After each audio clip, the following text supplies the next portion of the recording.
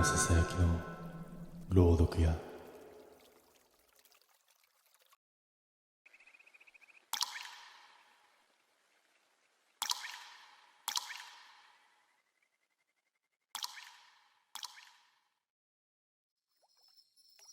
最初にあの祠を見たとき、なぜ戻ってはいけないと言われてきたのか、理由が分かった気がした。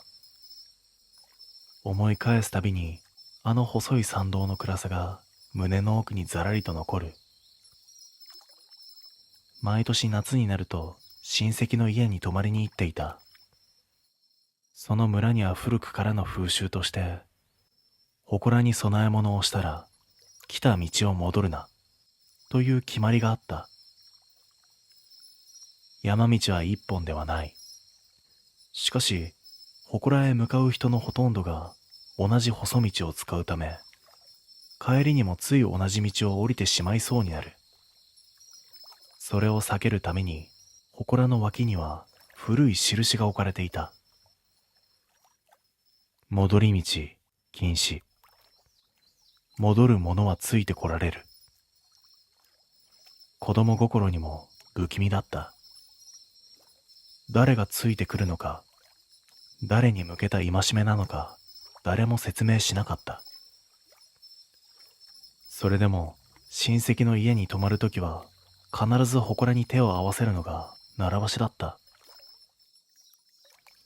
祭りに参加する者は初日に祠へ向かい、供え物を置いてから戻る。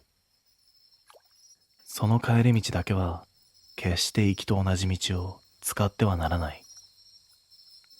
ある年、俺はそれを破った。供え物を置き、祠の前で軽く頭を下げた後、何も考えずに来た道へそのまま足を向けてしまったんだ。参道は静かで、風が少し抜けるだけ。背の高い杉の影が左右から寄ってくるようで、どこかで見たことのある風景がずっと続いていた。自分の足音だけが乾いた土を叩いて響いていた。最初はそれが普通だと思っていたんだ。でもしばらくすると違和感が生まれた。前に踏んだはずの場所にもう一つ同じ足跡が重なっている。俺の靴と同じ形で同じ深さ。ただし、ついさっき歩いたはずの足跡よりも新しかった。足跡の縁が崩れていない。土がまだ戻っていない。まるで俺より一歩だけ先に誰かが歩いているみたいだった。背後でかすかな土の沈む音がした。振り返ろうとした瞬間、祠で見た印の文字が脳裏で浮かんだ。戻る者はついてこられる。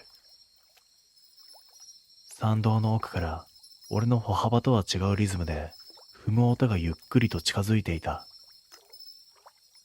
背後で鳴った踏む音は俺の歩幅より少し遅く、それでいて確実に距離を詰めてくるリズムだった。乾いた土を押しつぶすような深い沈み方。小動物の足音とは明らかに違う。走り出したい衝動が胸の奥までせり上がったが、ここで振り返るのは直感的に良くないと思った。誰かがついてくるというより、俺の行き先を確かめながら歩いている存在に感じられた。足を速めるたびに、後ろの足音もそれに合わせてだんだん深くなる。速度は変わらないのに、踏み込む重さだけが増していくんだ。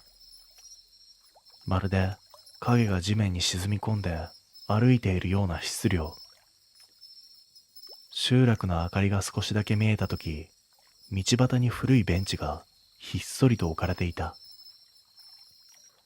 子供の頃、祖父と一度だけ座ったことがある祠の帰りの見張り台だ。その時祖父は言っていた。ついてくるのは人とは限らない。戻った道はあっちが知っている道だ。だから見張り台まで来たら必ず一度立ち止まれ。俺はその言葉を思い出し、意を決してベンチの前に足を止めた。背中がひりつくように熱く、首筋を伝う汗が冷たかった。足音も止んだ。ピタリと。静寂が張り付き、山の空気が急に重くなったようだった。自分の呼吸がひどく耳に響く。次の瞬間、俺が歩いてきた道の奥から土を押しつぶす音だけがゆっくりと前に踏み出した。一つ、そしてもう一つ。足音はあるのに影は見えなかった。風も揺れない。それなのに近づいてくる気配だけが異様に濃かった。その時、ベンチの横に立ててある古い木柱が目に入った。祠のものと同じ筆致で、薄れて読みにくい文字が刻まれている。ここより先へは、ついてこさせるな。息が止まった。つまりこの位置が境目なんだ。ここで振り返れば、境を越えてしまう。足音はさらに近づき、俺の真後ろで止まった。背中越しに伝わる誰かの高さが人間のものとは違う位置にあった。肩の横でも背中の上でもなく、もっと斜め上の木の枝の高さのような位置に。俺は動けないまま耳元でわずかに空気が揺らいだ。それはまるで覗き込まれているような湿った沈黙がそこにあった。背後に立つそれは、俺の肩よりはるか上からじっと動かずにこちらを見下ろしていた。顔の一らしき高さが人間ではなかった。木の枝のあたりに、そこにじわりと空気の重みが乗っている。汗が背中を伝い、喉の奥で呼吸が細く震えた。ここで振り返れば境目を越えてしまう。祖父の言葉が胸の奥で遅れてよみがえった。戻った道で連れてこられるのは人じゃなくても構わねえ。その意味を今ようやく理解した。やがて背後の重さがわずかに動いた。足元の土が沈む音が一つ俺の背中に向かって近づいてくる。その瞬間、祠の方から風が一筋流れ、ベンチの横の木柱にかすかに触れた。木柱が揺れ、古い文字が夕焼けに照らされて浮かび上がった。ここで待て。夜明けまで決して動くな。祖父が昔ここで言った言葉と同じだった。この見張り台は戻り道でついてくるものと村との最後の境目。ここで動かなければ向こう側に越えられない。俺は震える足を何とか固定し、そのまま夜を迎えた。背後の気配は夕闇が落ちるにつれて濃くなり、真夜中にはそれが地面に降りた気配がはっきり分かった。木の枝にいた高さが俺の背中のすぐ後ろまで降りてきている。呼吸音を出さないようにしても、耳元で乾いた土をかくような音が何度も何度も聞こえてくる。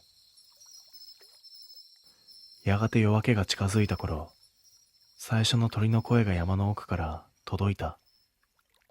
その瞬間、背後の重みがスッと消えた。足跡も気配もすべてが山に吸い込まれるように薄れていった。動けるようになった足で俺は集落へ急いで戻った。家に着いた時には手足の感覚がまだ震えていた。ところが玄関の前で俺は足を止めた。家の前の土に自分の足跡と同じ形をした足跡がゆっくり家へ向かって続いていたんだ。祠の帰り道で自分より先を歩いていたあの足跡。境目で朝を迎えたはずなのに、気配はついてきていたんだ。俺の足跡はそこまで深く沈んでいない。だが玄関前に残っていた足跡は土を強く踏み割るほどに深かった。戻り道禁止の風習は道を戻ることそのものではなく、戻った道でついてきたものが家に入らないようにするためのものだった。その夜から家の外を歩く足音が時折聞こえるようになった。乾いた土をゆっくり踏む音が俺の歩幅と全く同じまで。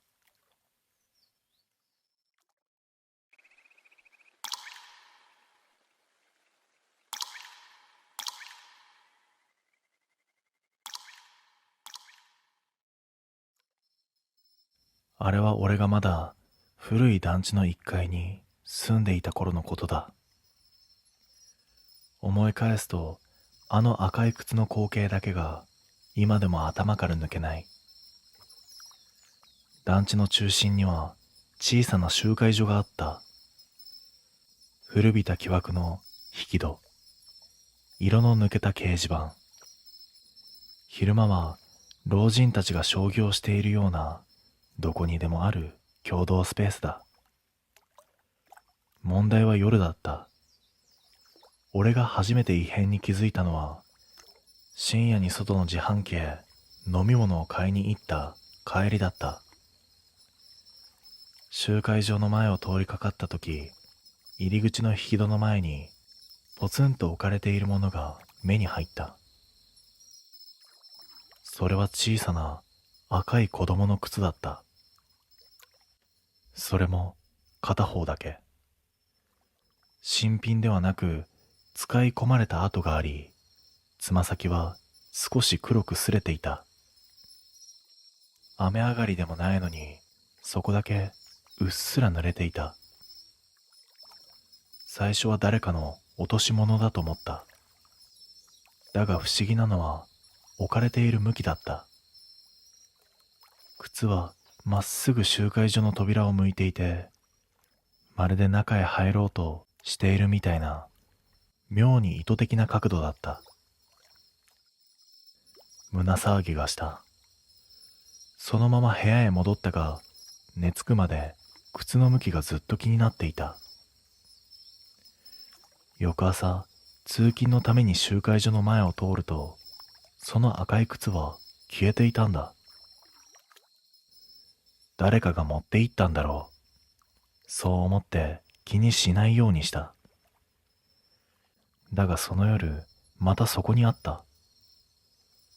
同じ靴、同じ擦れ方。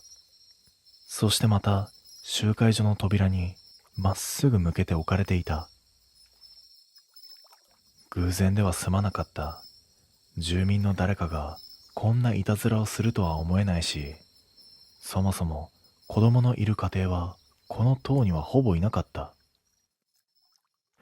それから3日続けて、深夜になると必ず靴が現れ、朝には消える。その繰り返しだった。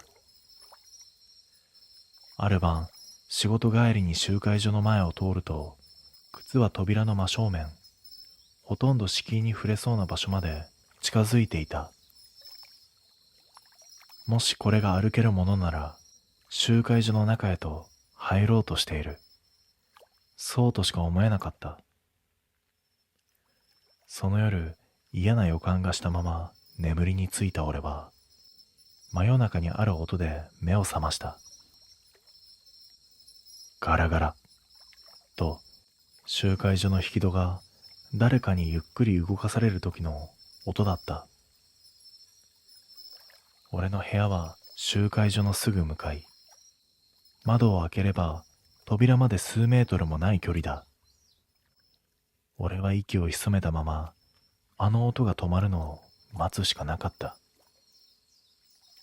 赤い靴は今どこにある？その疑問だけが頭の中で何度も反響していた。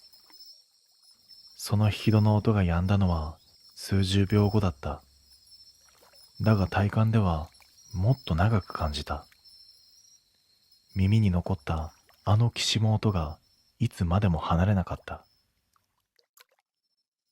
翌朝集会所の前を恐る恐る覗くと、赤い靴は扉の真下にあった。まるで昨夜の音が靴そのものの動きだったと言われているようで、背筋がひやりとした。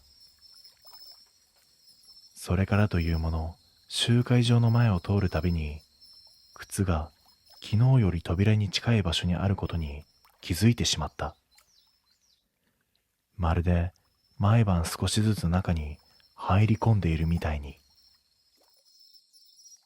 集会所の扉は不透明なガラスで、中の様子はほとんど見えない。昼間は老人の話し声が聞こえてくるが、誰かが靴を移動させている様子を見た者はいなかった。不思議なのは靴が片方だけだということだった。もし落とし物だったら、翌朝には誰かが持ち主に届けるはずだ。だがそうはならない。朝になると必ず消え、夜になると必ず現れる。ある晩俺は意を決して深夜の集会場を窓越しに確認することにした。電気は消えており、薄い街灯の光だけがガラスを照らしている。中は真っ暗で何も見えない。だがそこに影が一つ多かった。窓のすぐ内側で落ちている影。形ははっきりしないが、小さな人影のように見えた。心臓が跳ねた。ガラス一枚向こうに誰かがいる。俺が背を向けようとしたとき、内側の影がゆっくり動いた。カタッと床をひっかくような音がした気がした。俺は恐怖からその場を離れ、部屋へ戻った。だが寝つけなかった。むしろ何度も集会場の方向に意識が引っ張られるようだった。深夜あの音がまた始まった。ガラ、ガラガラ。昨日より少しだけ力を込めているような音だった。誰かが扉を開けようとしている音。布団の中で息を殺していると、不意に音が止まった。静寂。だが逆にその無音が恐ろしかった。音が止まったということは、もう扉を動かさなくてよくなった。もしくは開いた。そのどちらかだった。外気が変わった気がした。まるで集会所の空気がこの廊下へ流れ出したような湿り気のある冷たさ。そして不意に耳の奥で軽いポトッという音がした。何かが落ちた音。翌朝玄関を開けた俺はその意味を理解することになる。集会所の前ではなく、俺の部屋の前にあの赤い靴が置いてあった。扉を向いてまっすぐに。玄関の前に赤い靴が置いてあったあの日から、胸の奥にずっと嫌な予感が残っていた。昨夜、扉を揺らした誰かがこの靴を運んできたのは間違いなかった。俺は眠れないまま朝を迎え、恐る恐る玄関を開けた。そこにはまた赤い靴があった。ただし今回は片方ではなく両方揃っていた。どちらも新品ではない、くたびれた子供の赤い靴。泥がついていて、濡れた跡が廊下に薄く残っていた。子供？だがこの団地には子供のいる家庭はほとんどいない。夜中に歩き回る小さな子なんて見たこともなかった。靴を見つめていると、不意に視界の端で動く気配があった。集会所の窓がわずかに揺れたように見えた。俺は覗き込むように見ると、窓の内側に小さな人影が立っていた。肩くらいの高さ、髪が肩で揺れるくらいの少女の姿。だが顔は街灯の影で見えない。ただ輪郭だけがはっきりとしていた。その小さな影は集会所の中からこちらをまっすぐ見ていた。靴は少女のものなのか。そう考えた瞬間、背中が引きつるように冷えていった。視線を外そうとした時だ。少女の影がふっと消えた。まるでその場から離れたみたいに。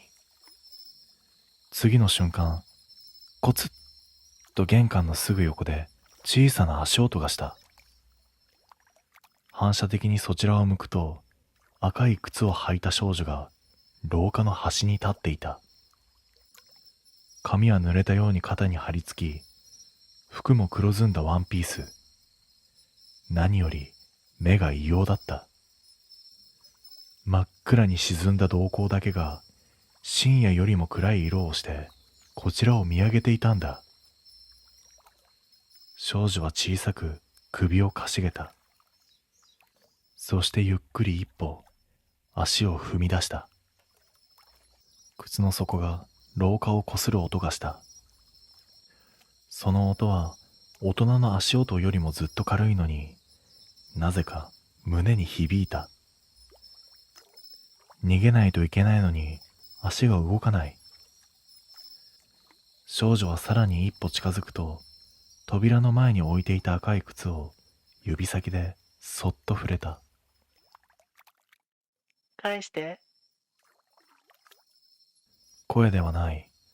頭の中に直接落ちてきたようなかすかな気配だった。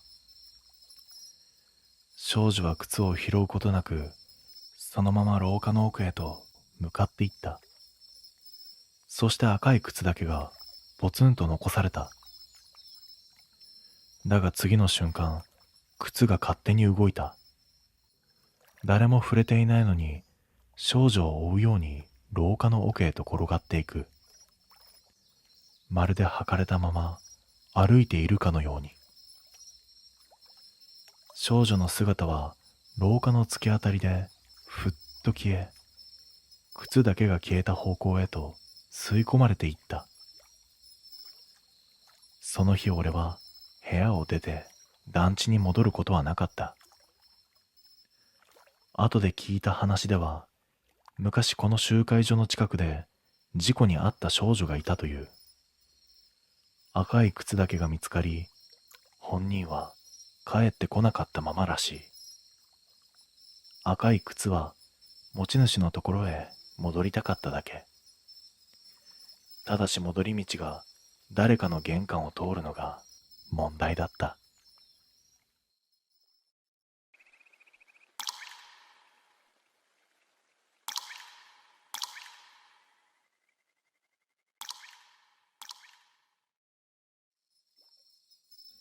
今思い返せば、あの日は最初から空気が妙だった。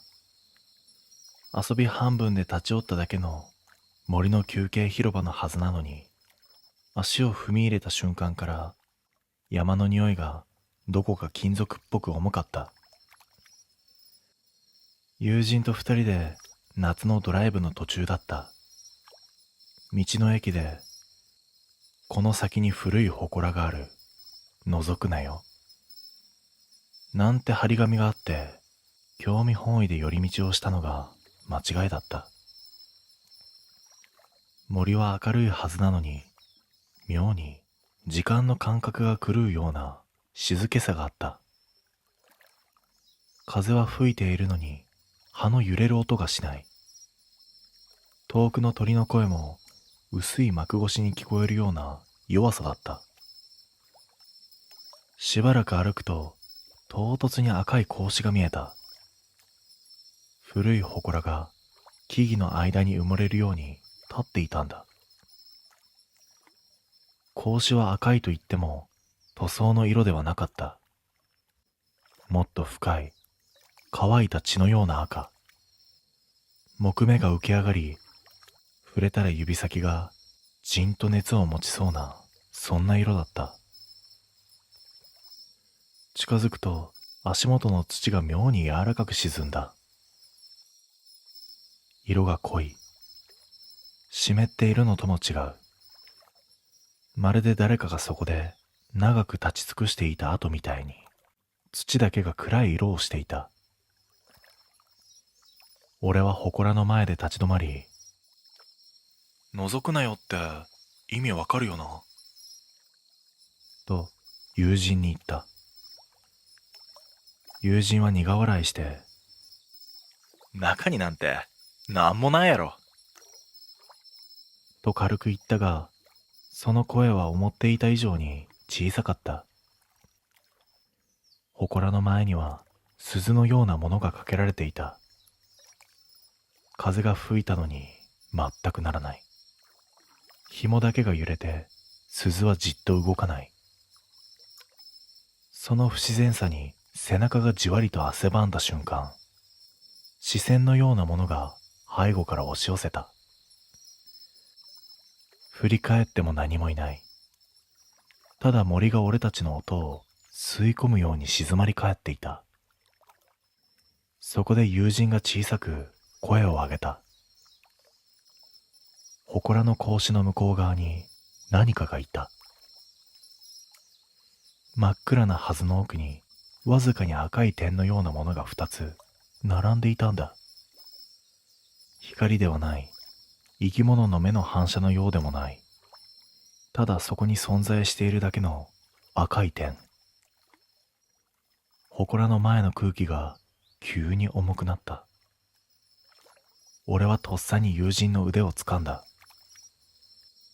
友人の指先が震えていた。覗いてはいけないものをもう見てしまった。その赤い点がゆっくりと格子の隙間に近づいてきた。赤い点が格子の隙間へ近づくほど、周囲の空気が重く沈んでいくのが分かった。首の後ろに冷たい何かが触れたような感覚がして、思わず肩をすくめた。友人はもう格子から目を離せていなかった。視線が吸い寄せられているというより、見続けさせられているような硬直した顔だった。俺は慌てて腕を引っ張ったが、全く反応しない。祠の奥でわずかに揺れる赤い点は目ではなかった。もっと硬質で、もっと冷たい。見た瞬間、それがこちらを識別しているという感覚だけが伝わってきた。格子の向こうにあるはずなのに、距離感がまるで合わない。奥が見えるのに、同時に目の前に迫ってきているようにも見えた。森の空気が急にひやりと冷えた。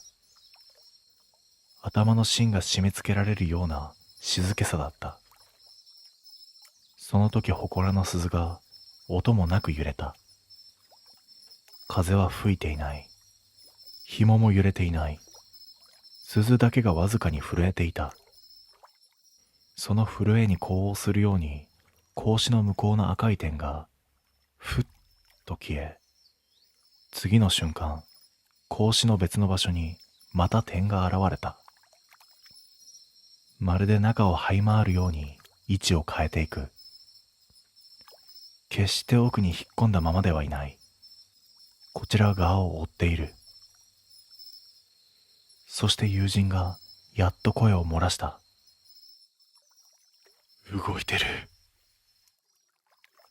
息と震えが混じったようなかすれた声。その直後だった。祠の底からコツコツッと爪で木を叩くような音が響いてきた。一定ではない、外に出たい何かが内側を探るように叩く音だった。律動ではなく意味を持った合図のようだった。喉の奥が固まり、声が出なかった。森の空気が動きを失い、どこからか湿った呼吸の感触だけが伝わってきた。そして赤い点が格子の中央に揃った。完全に正面、完全にこちらを向いている。その瞬間、格子の隙間から細長い黒い指の影のようなものがスッと外へ伸びた。実体なのか影なのかわからないほど薄いのに、確かに外へ出ようとしていた。友人がやっと腕を振り払った。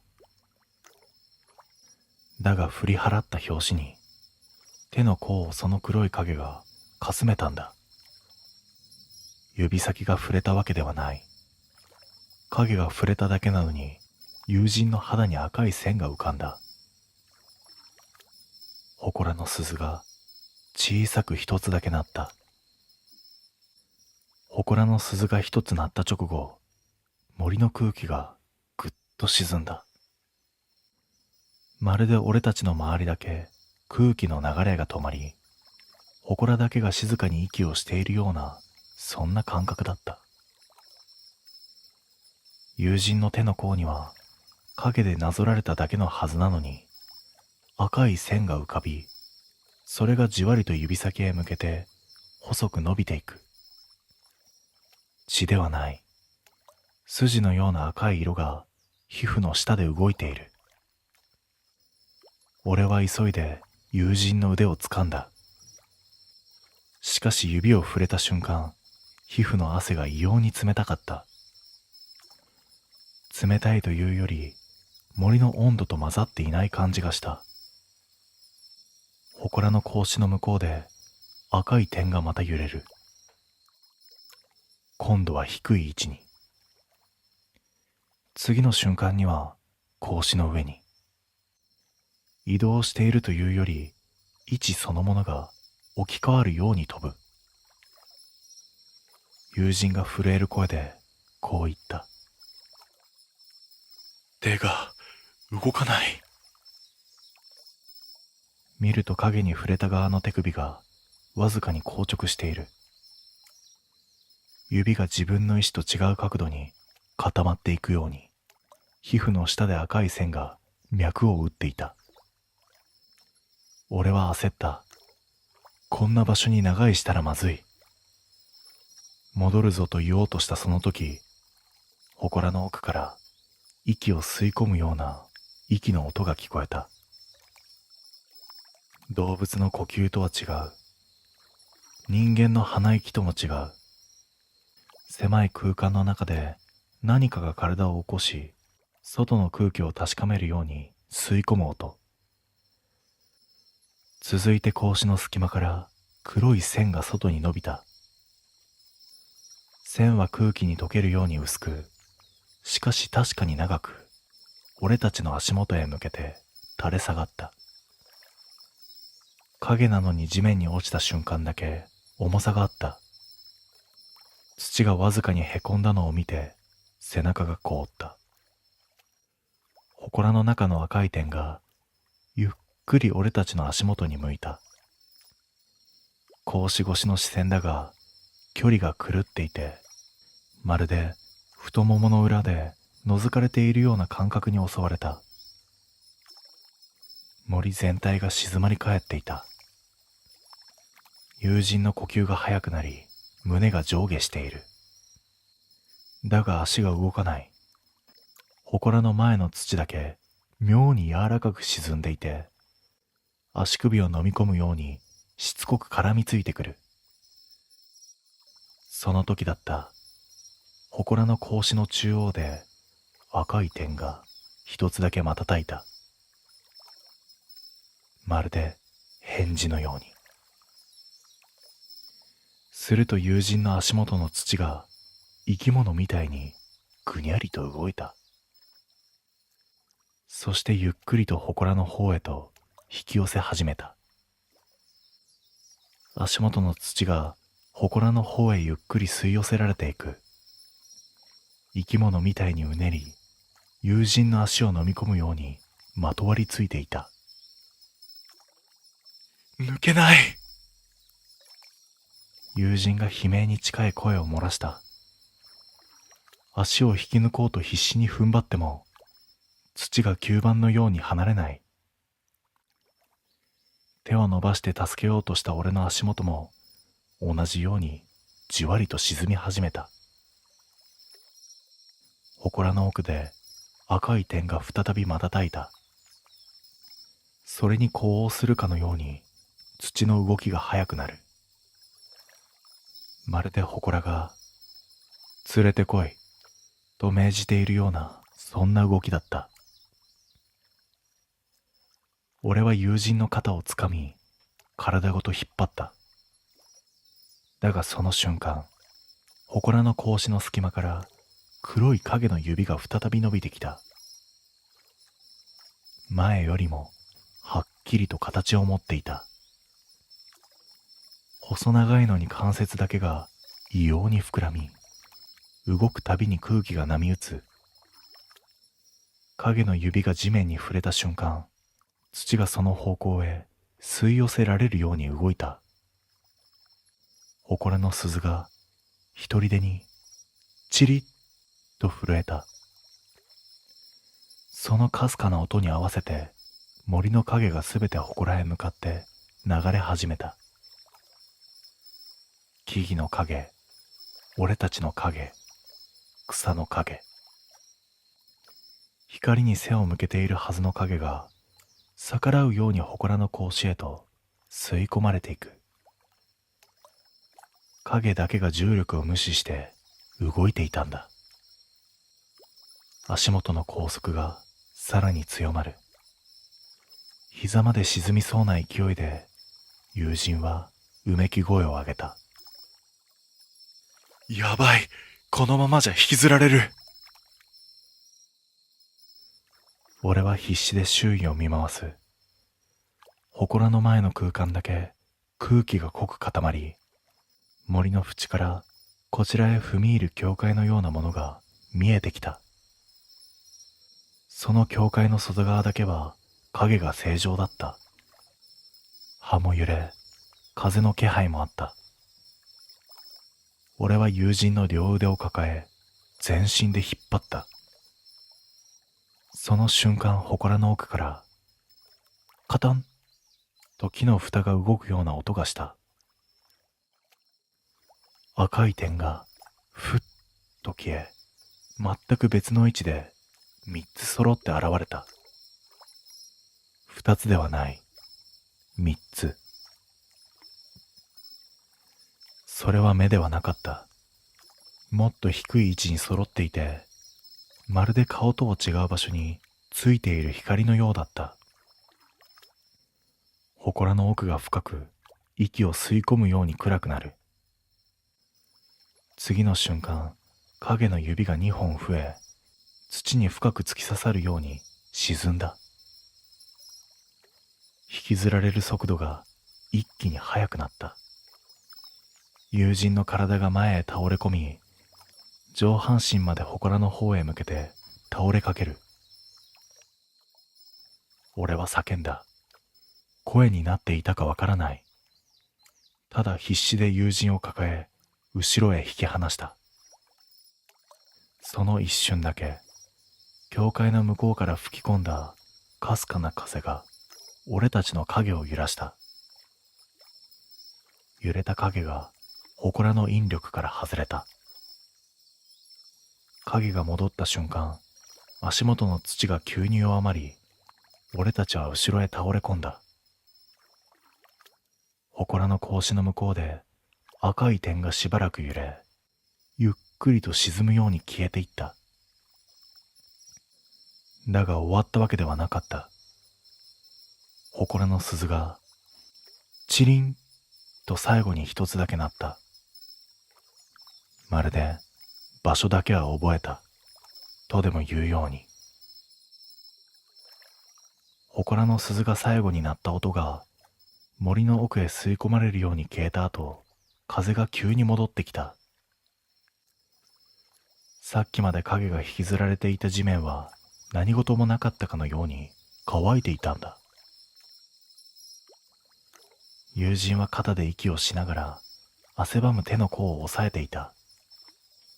影に触られていた部分、赤い線はすでに薄くなっていたが、皮膚の奥に何かが残っているようなざらついた違和感が見えた。俺たちはその場に立つこともできず、地面に手をつきながら後ずさった。祠から視線を離せなかった。森全体が祠の中心に向かって引っ張られていた時間がようやく解除されたようだった。木々の影も正常に戻り、虫の声が遠くで鳴き始めた。帰ろうぜ。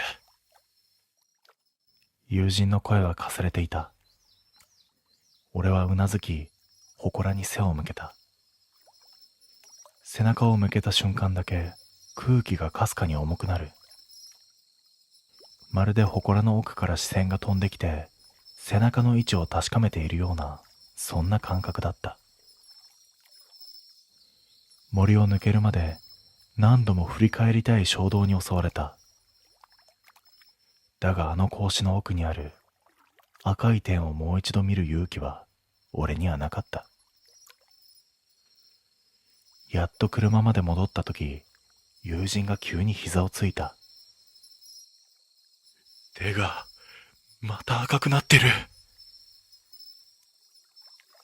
見ると薄くなっていたはずの赤い線が今度は指の形に沿って浮かび上がっていたんだ。まるで祠の奥のものがここだと印をつけたみたいだった。エンジンをかけて走り出すと、森の入り口にある古い看板がちらっと目に入った。祠の中を覗くな。その下に薄れて小さな読めない文字が残っていた。夜になって宿に着いた頃、友人が不意に黙り込み、手のひらを見つめた。だがそこにはもう線はなかった。完全に消えていたんだ。ただ消えたはずなのに、手の甲がずっと冷たいままだった。それが気になった。寝る前俺が洗面所で顔を洗っていると、鏡の端に何かが映った。友人の手が鏡越しだけで赤い線を浮かべていたんだ。現実では何もない。鏡の中だけ赤い指の跡が鮮明だったんだ。友人の声が背後から聞こえた。おい、これ見えるか？ゆっくりと祠で見た赤い点の形へと近づいていった。その時宿の外から一つだけ鈴の音がした。あの祠の鈴と全く同じ音だった。俺たちはもうあの森から離れているはずなのに、どこかで場所を覚えられたような寒さが背骨にまとわりついた。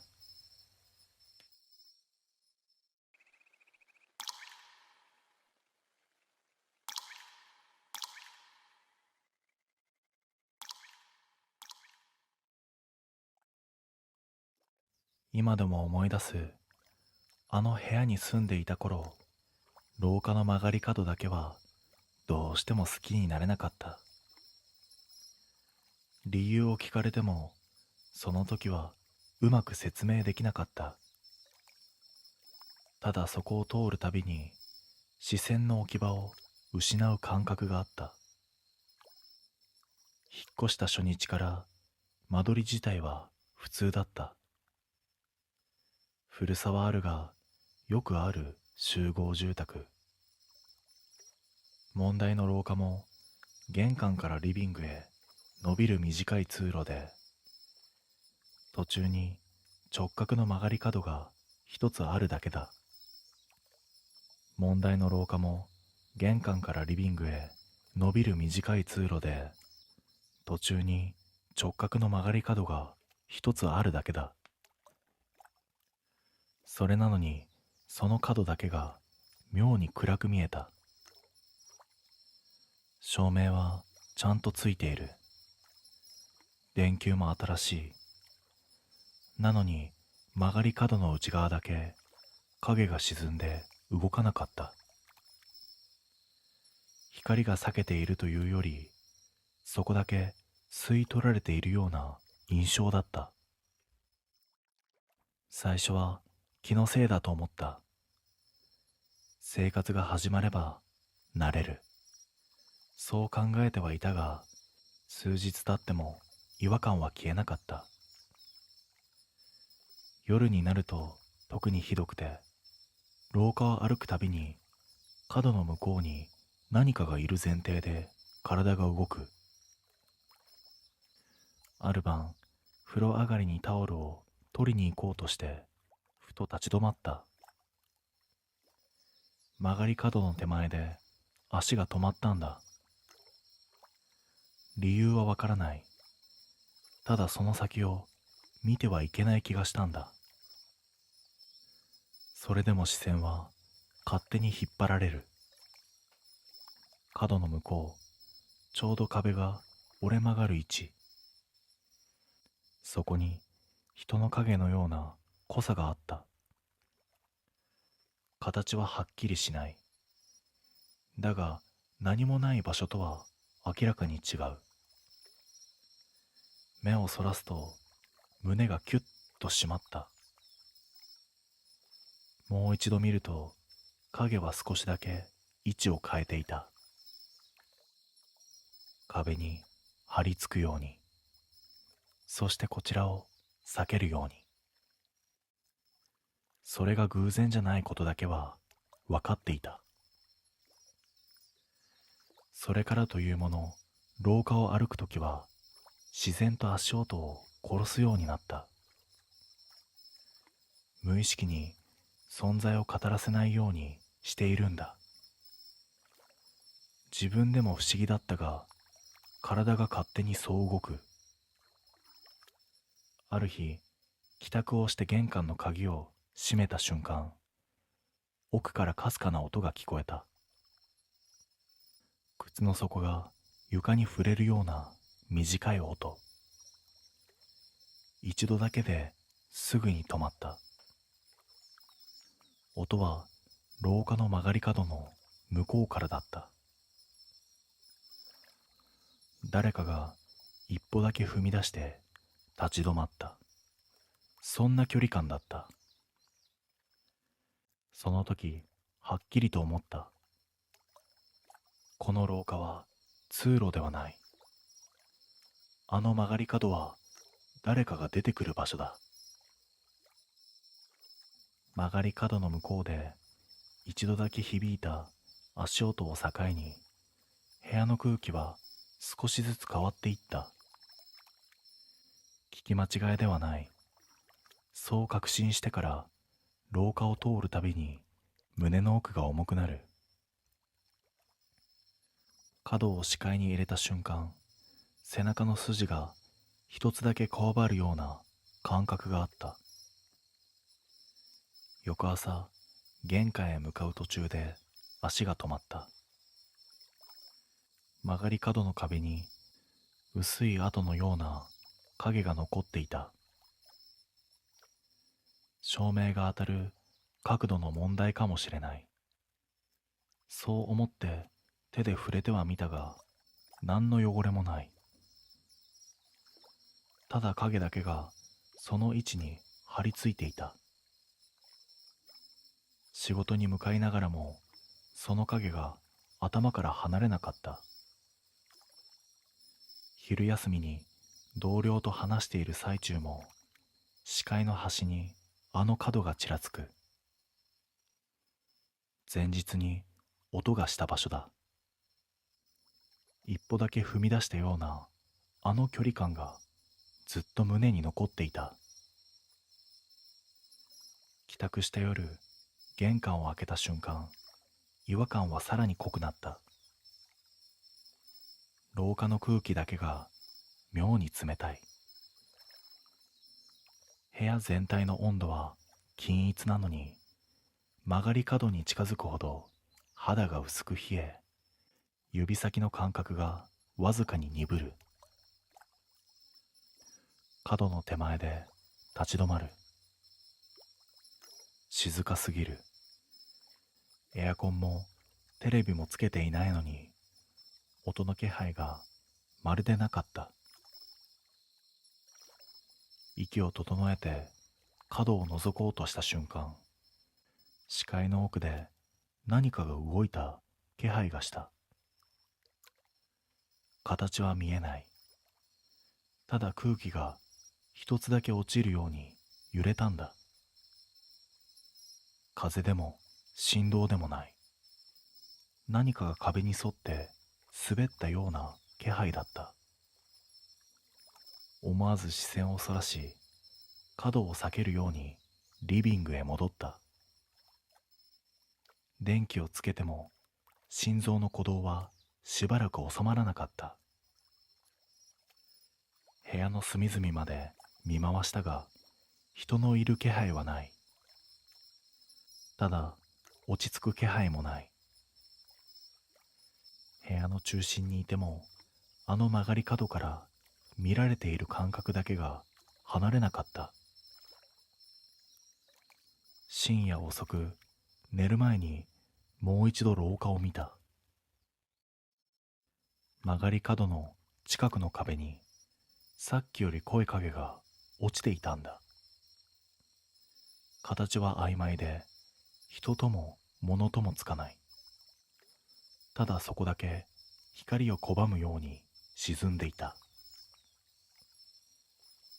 明らかに不自然だった。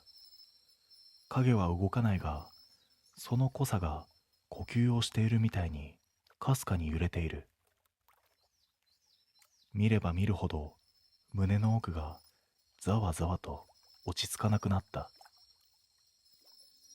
ベッドに入ってからも眠れなかった。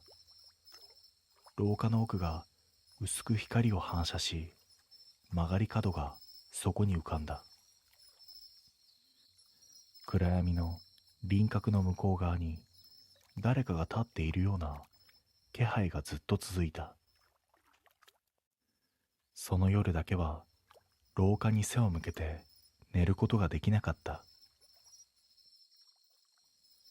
翌朝、目を覚ました瞬間から違和感は消えていなかった。眠ったはずなのに体が休まった感覚がない。視線を動かす前から廊下の曲がり角の位置が頭に浮かんでいた。身支度を整え玄関へ向かう途中で自然と足が止まる。角の壁に落ちている影が昨日よりも明らかに濃かった。朝の光が差し込んでいるはずなのに、そこだけ色が沈んで見えた。指で触ると壁紙ではなく空気そのものが冷えているようだった。仕事へ出ても集中できなかった。パソコンの画面を見ていると視界の端に直角のラインがちらついた。あの角の形だと気づいた瞬間、背中にじわりと汗が浮いた。頭の中であの場所の距離感だけが何度も再生される。帰宅した夜、玄関の鍵を閉めた途端、空気の匂いが変わった。湿気や埃とは違う。人が長時間同じ場所に立っていた時に残る重たい匂いだった。廊下の奥を見ると曲がり角の暗さがさらに深くなっている。ゆっくり近づくと角の内側から細い圧が伝わってくる。けれどそこに誰かが立っている時特有の空気の密度がある。壁に沿って気配だけがこちらを向いていた。角を覗こうとした瞬間、空気がわずかに沈んだ。何かが一歩だけ動いたような重さの移動。反射的に足が早まり、心臓が大きく跳ねた。見てはいけない。そう思っても視線は勝手に角へ吸い寄せられる。暗闇の奥に輪郭が浮かんだ。はっきりとした形ではない。だが人の肩に近い高さで影が折れ曲がっている。一つではなく何かが重なっているようにも見えたんだ。その影がわずかに動いた。横へずれたのか、こちらへ寄ったのか判別できないほど小さな動き。それでも確実に距離が縮まったと分かった。次の瞬間、空気が湿り、温度が変わった。誰かが体を寄せてきた時の感覚に近かった。後ずさると背中に視線が張り付いた。角の向こうにいるそれがこちらの動きを追っているんだ。逃げるでもなく出てくるでもなく、ただ位置を保って見ている。その距離感が一番恐ろしかった。その夜、家中の電気をつけても気配は消えなかった。明るさとは関係なく、曲がり角の向こうに立っている前提が体に染みついている。ベッドに横になっても廊下の入り口から視線が伸びてくる感覚が続いた。まぶたを閉じるとあの影の高さだけが鮮明になる。眠りに落ちる直前、はっきり理解した。あの曲がり角は通路じゃない。誰かがそこに立つための場所だ。その夜は結局ほとんど眠れなかった。目を閉じても廊下の曲がり角の位置だけが頭の中で固定されている。暗闇の中で方向がわかるほどあの場所の距離感が体に染みついていた。深夜、喉が渇いて起き上がった。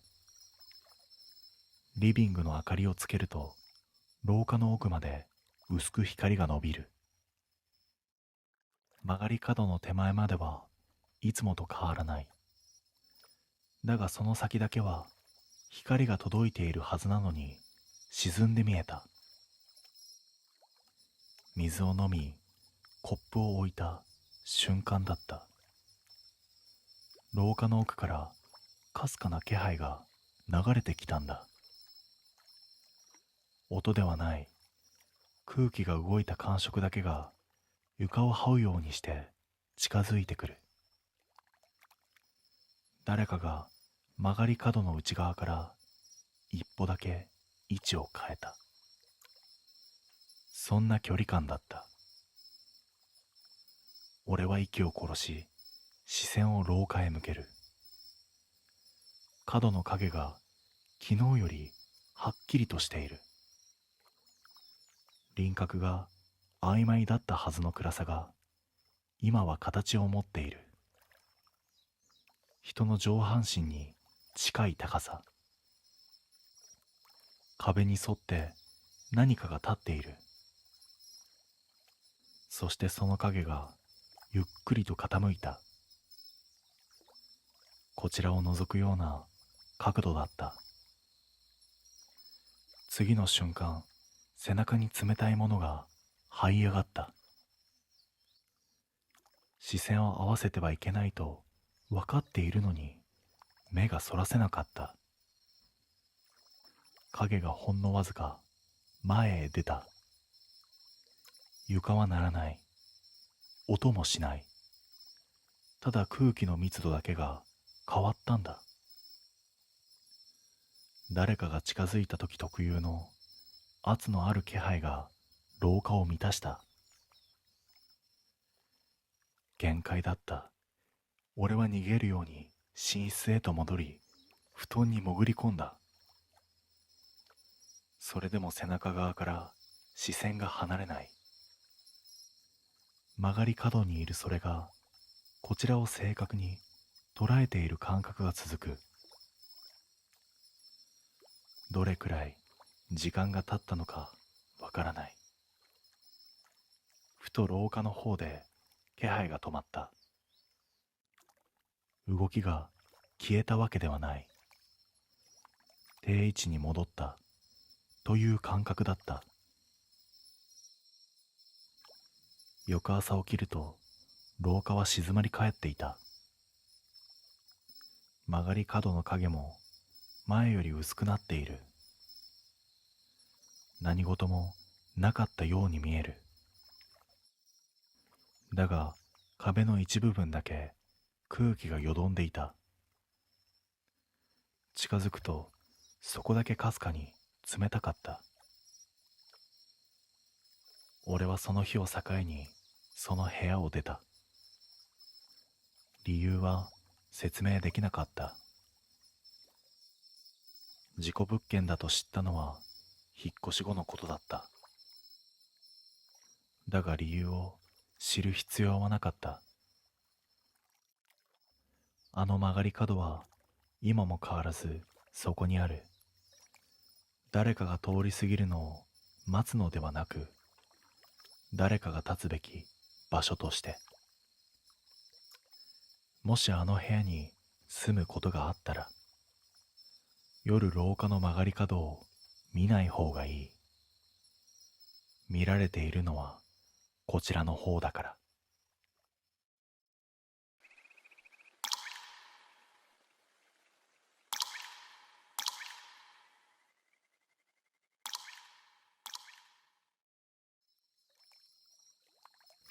海に潜るたび、決して忘れられない光景がある。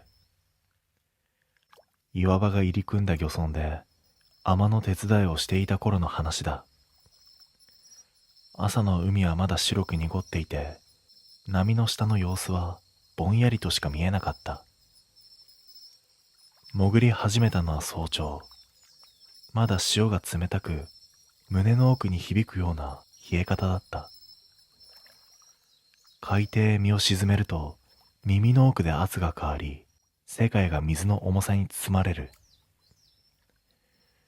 その日も特別な気配はなかった。岩棚の下でアワビがいくつも見え、呼吸を整えながら手を伸ばした時だ。視界の端に揺れている布があった。布切れ？最初はそう思った。だが近づくにつれ、それがただの布ではなく、古い着物の袖だと分かった。岩の裂け目に挟まったまま、潮に揺られてゆっくりと動いている。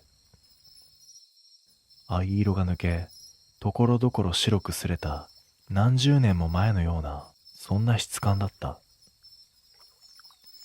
胸がざわついた。この海域でこんな布を見ることなんてまずないんだ。さらにおかしいのは、その着物の布が水の抵抗をほとんど受けていないことだった。潮の流れが強いはずなのに、袖だけが自分の意志で揺れているように見えた。手を伸ばしかけた瞬間、裂け目の奥からわずかに海水が吸い込まれる音がした。誰かが息を潜めているみたいな湿った吸い込み方だった。嫌な感覚が背中を走り、すぐに浮上した。だが水面に顔を出したとき、耳の奥にまだ残っていたんだ。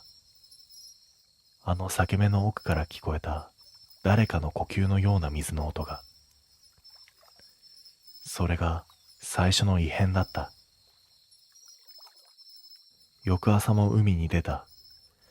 昨日見た着物のことは頭のどこかに張り付いたまま離れなかった。潮の匂いはいつも通りなのに少しだけ重たく感じた。海面の色も少し濁り気味で、そこの影がいつもより深く揺れていた。潜ってすぐ昨日の場所へ向かった。岩棚の裂け目は形こそ変わらないはずなのに、どこか広がって見えた。水中で近づくほど周囲の景色に違和感が生まれる。光が屈折しているのか、それともただの影の濃さなのか。しかしその中心だけは明らかにこちらを向いていると分かった。着物の袖は昨日と同じ位置に挟まって揺れていた。ただし今日は袖の根元が深く裂け目へと沈んでいたんだ。まるで中から引き込んでいるような動き。一息置いて袖にそっと触れた。指先に触れた瞬間、布から海水が落ちる気配はなかった。本来なら水中で触ればふわりと浮き、軽く動くはずだ。だがその布は海水を吸わず、冷たさだけが異様に残っていた。まるで布そのものではなく、皮膚に直接触れているような冷え方だった。そのまま手を離そうとしたとき、裂け目の奥から、ふっと気泡が一つ上がった。普通の泡ではない、生き物の吐息のように温度のある泡だった。次に視界の下で、ゆっくりと砂が巻き上がった。岩棚の影の中、暗闇の底に人の指の形だけが見えた。白く、細く、水に溶けない輪郭で。その指は布の根元を握っていた。俺の手が触れた瞬間に同じ場所をつかむように指がかすかに動いた。その瞬間、肺の奥に冷たい痛みが走った。浮上しようと体を起こしたが、指先から袖が離れない。まるで、離すな、と引かれている。必死で手を振りほどき、海面に向かって足を蹴った。水上へ出るまでの数秒が何分にも感じるほど長かった。息を吸い込んだ瞬間、耳の奥でまた聞こえた。あの湿った吸い込む音。今度は明らかに誰かの喉から漏れた音だった。昨日のそれとは違う。はっきり怒りの混じった音だった。翌朝、村の雨頭にも相談したが、帰ってきたのは短い言葉だった。見つけたんだね。それ以上は何も言わず、視線だけが海の方へと落ちていた。その日潜るのはやめるべきだった。そう思いながらも、私は昨日の続きを確かめずにはいられなかった。海は静かで、どこか待っているような空気があった。潜ると昨日の裂け目がすぐ目に入った。そして分かった。袖がもう挟まっていなかった。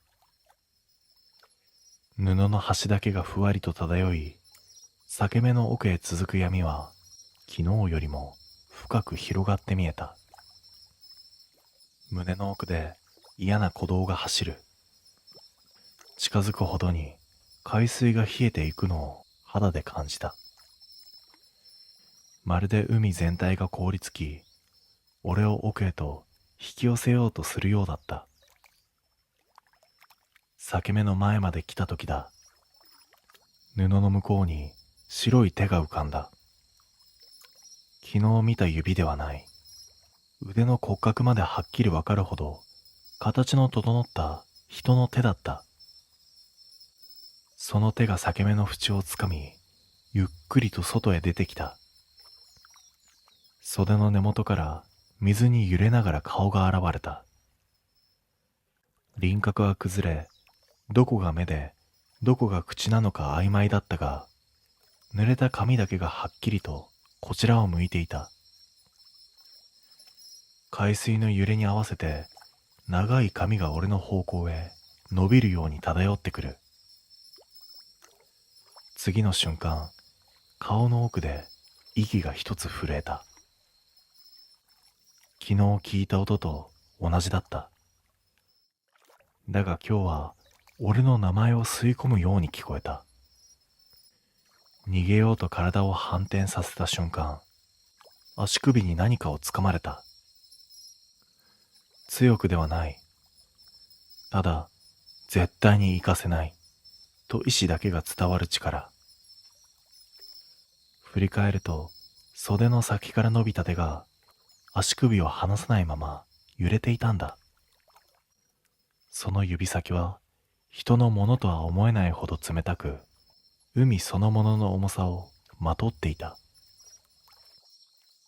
必死で岩を蹴り、ようやく手を振りほどいて海面へと向かった。水上へ出た瞬間、肺に空気が入ると同時に背中にぞわりと誰かがついていた気配がまとわりついた。船に上がると雨頭が静かに言った。その着物、昔この村で流された女のものだよ。誰にも見つけてもらえずに沈んだままなんだよ。その後あの裂け目には二度と近づかなかった。だが今でも耳の奥に残っている。あの日海底で聞こえたあの声。スーという声はまるでまだどこかで私を呼んでいるように。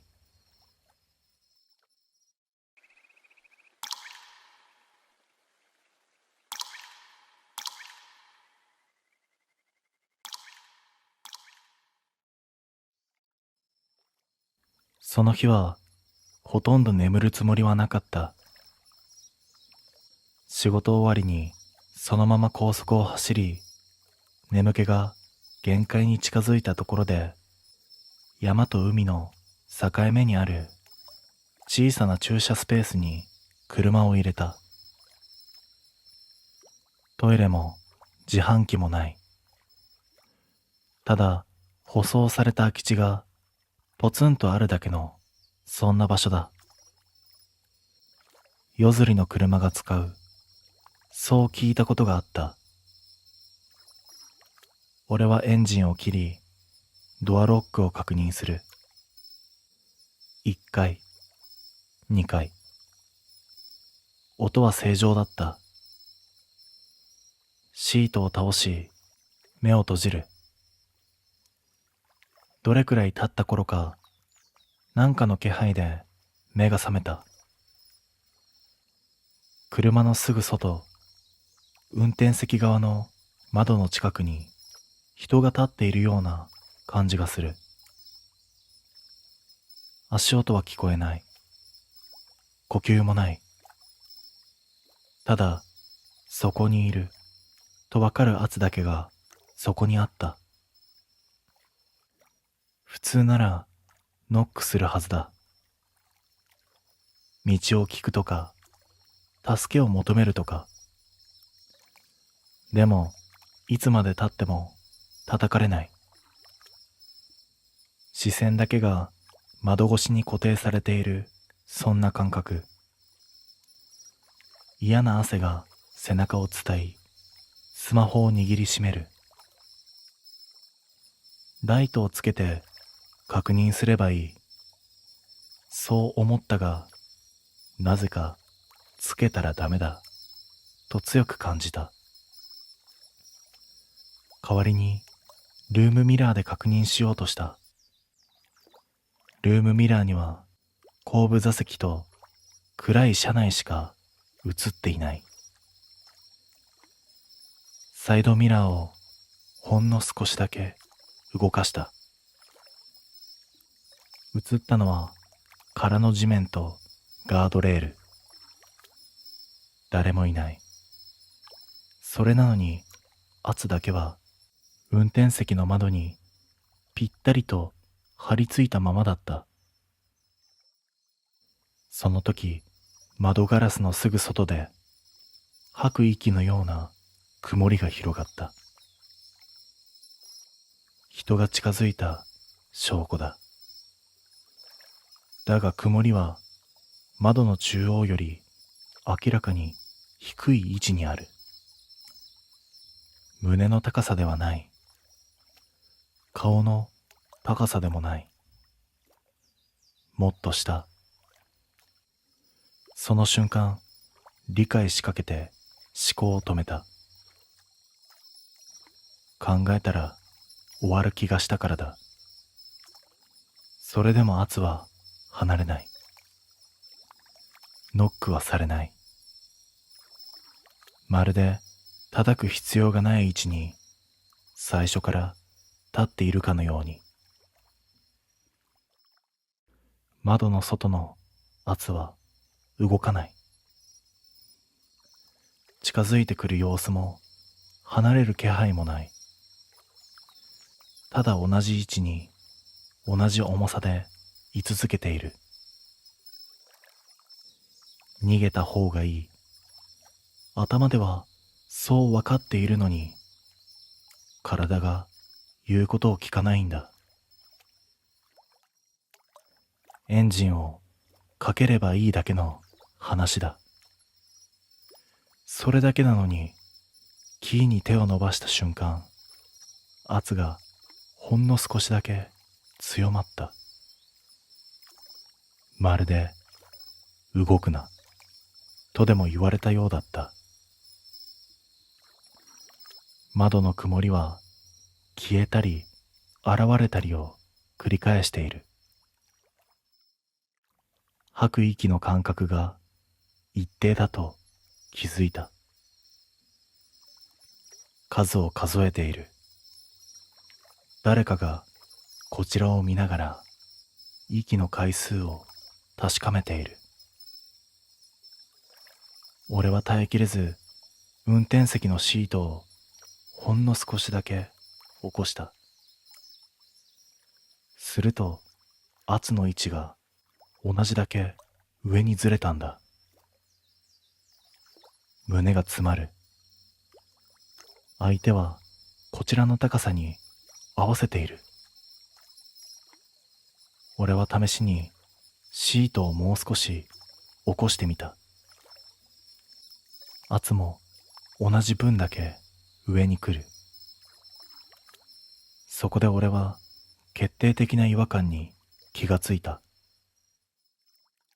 それでも窓の外に顔が来る気配がない。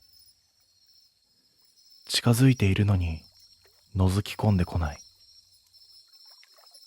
叩かない理由が少しずつ形になる。その時、フロントガラスの下、ワイパーの影に何か白いものが見えた。紙だ。誰かが立ったままそこに置いた形跡がある。恐る恐る窓を数センチだけ下げ手を伸ばした。紙にはかすれた文字でこう書かれていた。起こすな。意味がわからない。だが体が勝手に理解をしていた。後部座席から小さな音がした。座面がゆっくりと沈む音。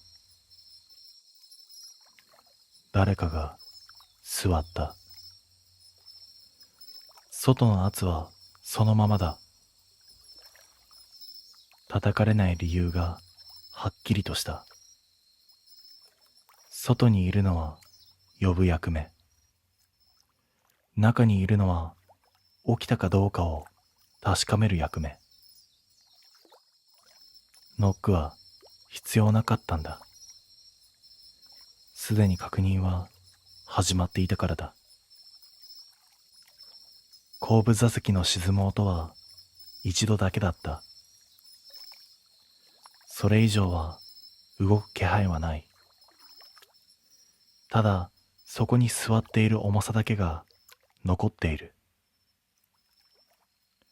外の圧も消えない。運転席の窓にぴったりと張り付いたままだ。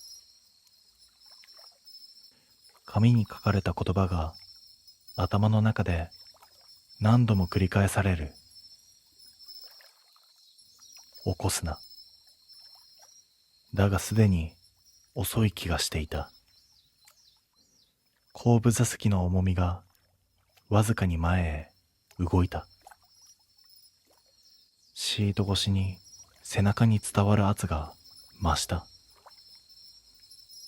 息を止めると外の曇りも後ろの気配も同時に止まった。次に小さく息を吸う。一拍遅れて窓が曇り、背後で同じ感覚の呼吸が返ってきた。確認されている。起きているかどうかを。その瞬間、外の圧がゆっくりと下へずれていった。窓の下の端、さらに下、そしてドアの外、地面に近い位置で止まる。ようやく理由がはっきりとした。それは最初から立ってはいなかった。外にいた者は立って窓を叩ける高さにいなかったんだ。膝を折っていたのか、それとももっと低い姿勢だったのか。いずれにしてもノックできる位置ではない。その代わり中の者は座って確かめる。起きたか、まだ使えるか。だがどちらが先でも結果は同じだった。俺は耐えきれずエンジンキーを回した。セルが回り、ライトがつく。その瞬間、後部座席の重みが消え、外の圧もスッと離れた。夜が戻ってきた。俺は逃げるように車を出し、二度とその場所には近づいていない。後日、地元の人に場所を聞いて、ようやく答えが出た。あそこは夜中に寝ている人間を車ごと調べる場所だった。事故の後、動かなくなった人を見つけるために。立って声をかける必要はない。ノックも必要ない。低い位置から息と重さで反応を見るだけでいい。今でも車中泊をすると必ず思い出す。ノックされないときはもう起こす段階じゃないんだと。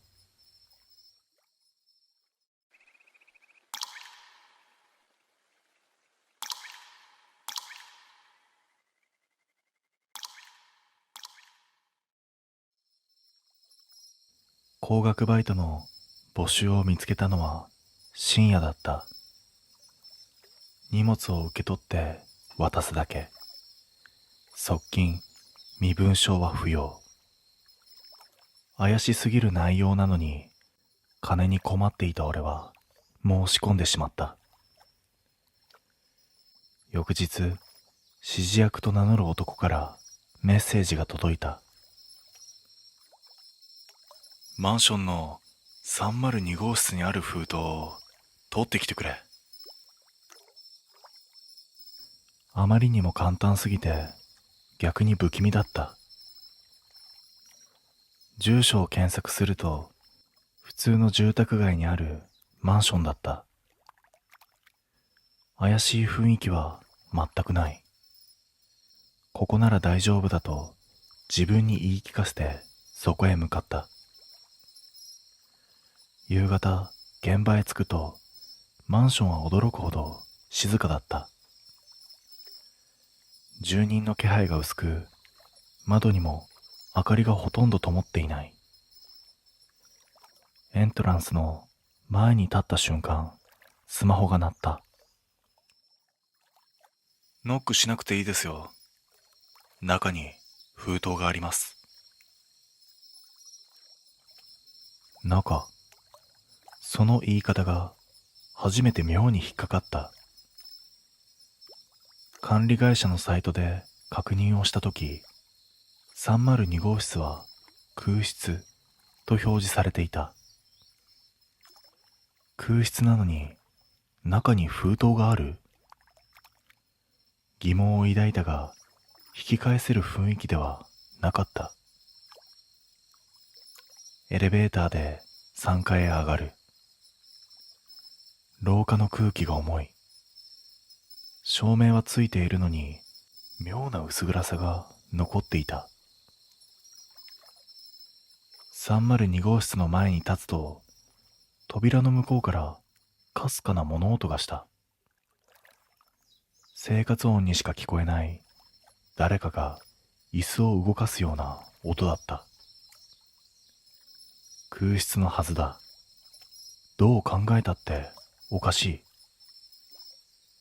俺はスマホを取り出し、指示役に連絡をしようとした瞬間、画面が震え、着信が入った。こちらが動いた瞬間のタイミングで電話が来る。まるで見られているような気味の悪さ。電話に出ると、男は落ち着ききった声でこう言った。大丈夫ですよ。入ってください。なぜ中の音に気づいている？なぜ俺が玄関の前で立ち止まった瞬間に電話が来るんだ？廊下のどこか、あるいは近くの部屋から誰かが俺を見ている。そうとしか思えなかった。それでも金銭の焦りとここで逃げることの怖さの方が勝ってしまった。ノブを回すと鍵は開いていた。静かに押すと扉が開く。中は空室のはずなのに驚くほど整えられていた。新品のテーブル、ソファー、そしてカーテン。冷蔵庫には通電している音がかすかに響いていた。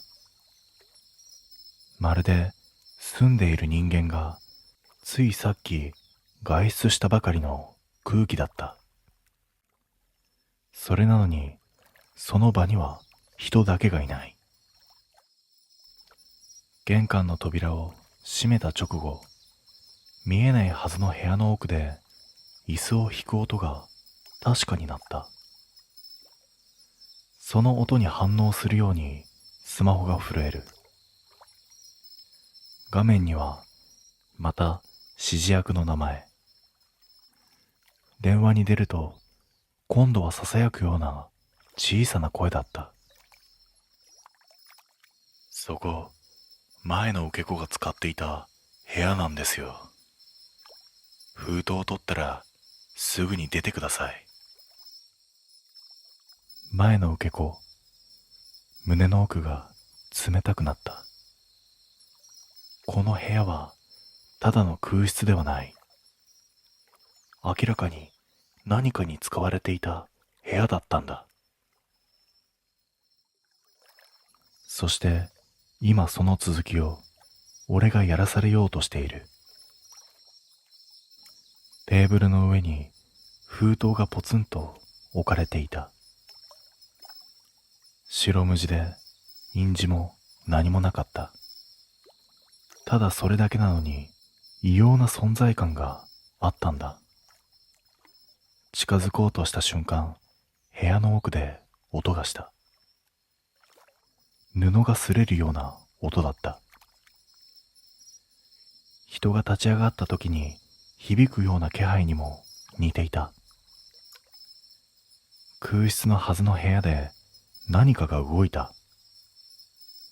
背筋をなぞるような冷たさが広がり、呼吸が浅くなる。封筒を手に取ると驚くほど軽かった。中身が入っている気配が全くないんだ。ただの紙切れを持ったような軽さだった。その時、またスマホが震えた。指示役から短いメッセージ。中身を見るな。すぐ出ろ。なぜ見るなという？そもそもこの部屋に誰が封筒を置いたんだ？疑問だらけなのに全てを遮断するような命令だった。俺は考える間もなく部屋の隅からカタンと音がした。何か硬いものが倒れた音。反射的に振り向くが人影はない。ただ玄関の方から今度はコツッコツッとノブを叩くような音が聞こえてきた。誰かが外にいる。この部屋の前に立っている。心臓が激しく跳ね、息が乱れた。そしてスマホに再び着信。指示役だ。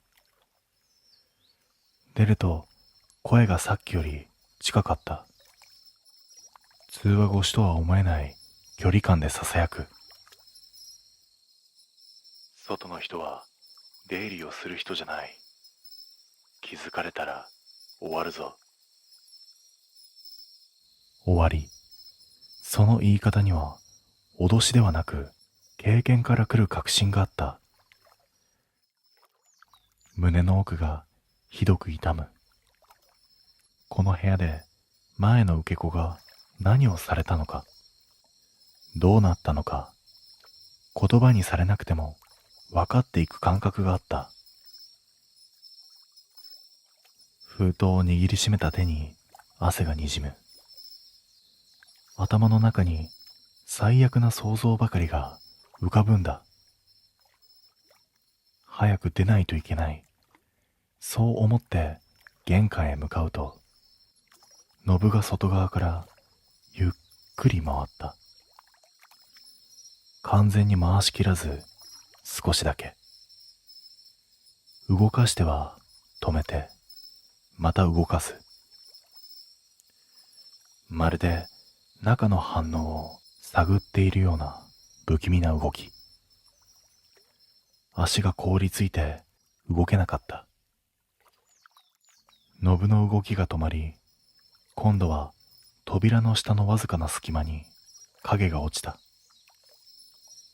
立っている。そこに誰かがいる。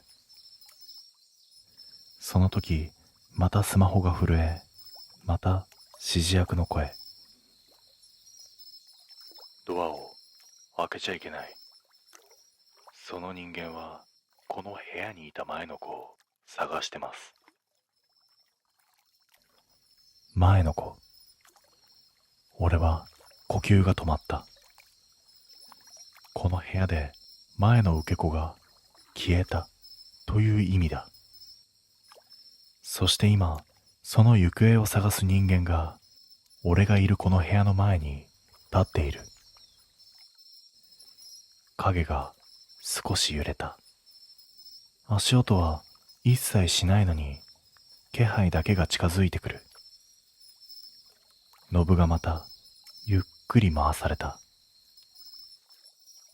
もうダメだと思った瞬間、廊下の奥で別のドアが開く音がした。その気配に気づいたのか、玄関前の影がスッと消えるように動いた。足音一つなく、本当に影だけが横を滑るように消えていった。しかし、安心する間もなく、スマホから短く一言だけ届いた。まだ終わってません。影が廊下の奥へ消えた瞬間、少しだけ足の震えが収まった。しかし、息を整える間はなかった。指示役からのまだ終わってませんという言葉が頭の奥で響き続けていたんだ。封筒を握りしめたまま玄関から離れようとしたとき、部屋の奥からゴトッと鈍い音がした。生活音とは違う。誰かが壁に手をついたような重さのある音。空室のはずの部屋で確実に何かが動いている。背中を押されるような嫌な予感がして振り返ると、廊下の一番奥の部屋の扉がほんの数センチだけ開いていた。さっきまでは閉まっていたはずだ。開けた覚えもない。その暗闇の隙間からゆっくりと空気が漏れ出すように流れ、部屋全体がかすかに揺れた気がした。スマホが震えた。画面にはまた指示役の名前。出ると声はかすれていた。奥の部屋は絶対に近づかないで。そこは前の子が最後に入っていた部屋なんだ。言葉の途中で男の声が急に小さくなった。誰かに聞かれないように息を殺している気配が伝わる。いいか、封筒をその場に置いて玄関から静かに出ろ。戻らなくていい。鍵も閉めなくていい。とにかく音を立てずにそこから出ろ。とにかく男の声の緊張がそのまま恐怖として胸の奥に沈み込んだ。封筒を床に置いてそっと玄関に向かう。その時だった。奥の部屋の扉がギーッとほんの少しだけ広がったんだ。誰かが手で押したような自然な開き方。でも扉の向こうは完全な暗闇で、中の様子は一切見えなかった。ただ空気だけが冷たく、湿り気のある空気だけがゆっくりと流れ出てくる。玄関まであと数歩。手をドアノブに触れた瞬間、背後で、あの人、どこ？と、囁き声が聞こえてきた。男女、どちらとも言えない。かすれた声、そして乾いた声。明らかにそこにいる誰かの声だった。振り向けなかった。振り向いたら終わる。ドアノブを回した瞬間、廊下の薄い照明がわずかに暗くなり、背後の床を何かがゆっくりするような音が近づいてきた。逃げないとと思った瞬間、玄関の外側で誰かが足音を立てて駆け寄ってくる気配がした。さっきの影の男かもしれない。外も危険、中も危険。それでもここに留まる方がもっと危ない。俺は急いでドアを開け、廊下に飛び出した。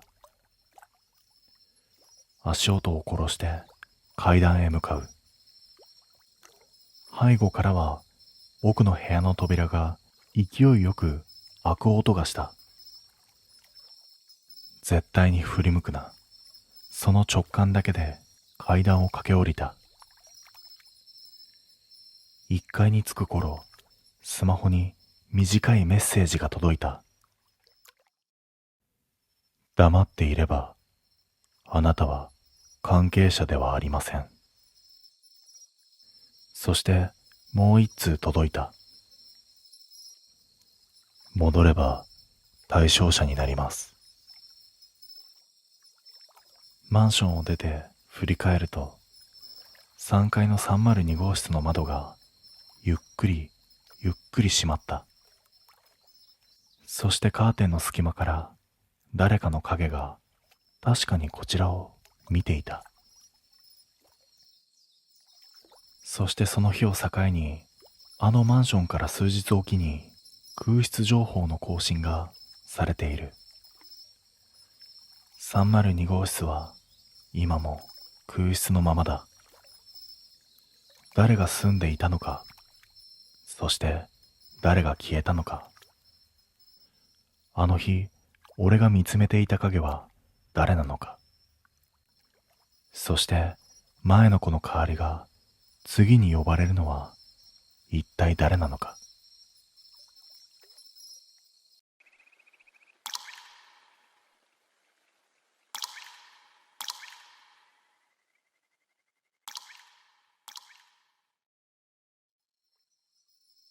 この話を思い出すのは、決まって山の地図を広げた時だ。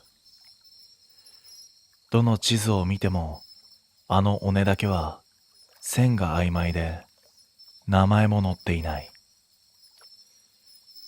最初にその尾根の話を聞いたのは地元の漁師からだった。酒の席で何気なく山の話題になった時のことだ。そこは登る場所じゃない。理由を聞いても漁師はそれ以上説明しなかった。危険だからでも道がないからでもない。用がないという言い方だけが妙に引っかかった。実際にその山に入ったのはその数年後だ。登山道の整備計画で周辺の地形を確認する必要があった。正規ルートから外れることはなかったが、問題の尾根が視界に入る位置まで行く予定だった。山に入った朝、妙な静けさがあった。鳥の声が少なく、風も弱い。天候は安定しているのに、山が息を潜めているようだった。尾根が見える地点に近づくにつれ、同行者の口数が自然と減っていった。誰かが何かを感じ取っているのははっきりと分かった。あの漁師の言葉が頭の中で何度もよみがえった。登る場所じゃない。それでもその時は引き返さなかった。あの尾根がこちらを選んでいたことに、その時は気づいていなかったんだ。尾根が正面に見えた瞬間、空気が変わった。冷えたわけでも湿ったわけでもない。ただ音が一段落ちたように感じたんだ。足音はする。呼吸も聞こえる。それ以外が抜け落ちていた。尾根へ続く獣道は途中で途切れていた。不自然なほどきれいに。踏み固められていた痕跡だけが残り、その先が空白になっている。その空白の向こうに白いものが見えた。最初は岩肌が光っているんだと思った。だが輪郭が揺れている。縦に長く背中のような曲線を描いていた。距離はある。